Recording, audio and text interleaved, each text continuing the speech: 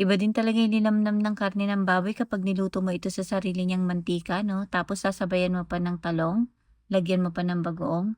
Malamang alam niyo na ang lulutuin ko for today's video. Kapag ganito ang ulam niyo sa bahay, ay nako, dagdagan ng sinaing at siguradong mapapadami na naman ang kain. Kaya simulan na natin ang pagluluto ng ating pork binagoongan. Prepare lang natin yung mga ingredients na kakailanganin natin sa pagluluto tulad ng bawang, sibuyas at kamatis. Sunod ko lang hiniwa yung ating karne ng baboy. Medyo nilakihan ko yung hiwa dahil kapag naluto ito, mamaya ay liliit pa ito. Yan yung ganitong hiwa nga lang, yung hindi ganun kalaki at hindi rin naman maliit. Kapag nahiwa na nga natin yung lahat ng ating karne ng baboy, pwede na natin itong simulang pakuluan at palambutin. Syempre titimplahan lang natin ito ng salt, pepper, and bay leaf. Takpan natin, tayin natin itong lumambot. Siyempre, hintayin natin mag-evaporate yung water. Evaporate. Kasi yung tubig na nilagay natin, kailangan natin itong patuyuan yung ating karne ng baboy. At pagkatapos, takpan muna natin. Hintayin natin itong magmantika.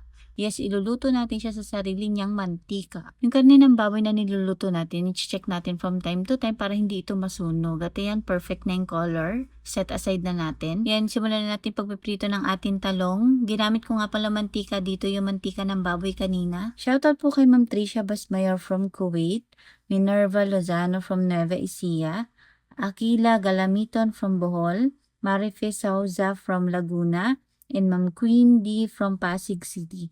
Maraming salamat po sa panonood ng aming mga videos. Sa pan-consume ko prinito yung ating talong, ay doon na rin ako nagisa ng ating bawang, sibuyas at kamatis. Igisa lang natin ito ng mabuti at kapag ganito na yung itsura ng ating kamatis ay pwede na nating ilagay yung ating bagoong. At dahil malasa na nga yung ating bagoong, hindi na ako maglalagay ng iba pang pampalasa para sa ating pork binagoongan. Kumbaga, bagoong lang sapat na. Parang ikaw sa jowa mo, sapat na. At yan, naglagay na rin ako ng siling green at siling pula para may kick ng anghang ang ating pork binagoongan. Nilagay ko na rin yung ating talong. At syempre, papahuli ba yung karne ng baboy na niluto natin kanina sa sarili nitong mantika? Siguradong napakalasa nitong pork binagoongan na to.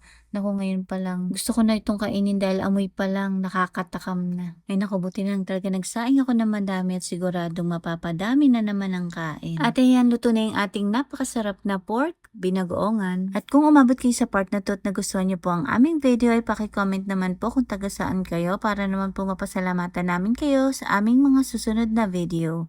Yun lamang po, maraming salamat. Enjoy! Grabe, amoy pa lang ang sarap na. Tumatambay buong bahay. Abot pa hanggang kapitbahay. Hindi, joke lang. Buti na lang talaga hindi na rin tayo nagdagdag ng iba pang pampalasa dahil yung bagoong lang, sakto na yung lasa. Yung lasa ng bagoong nanunuot plus yung linamnam ng pork. Perfect. Yung mga gantong ulam, hindi talaga pwedeng papapakin mo lang eh. Yung titikman mo, the best talaga to sa kanin eh. Rice kung rice.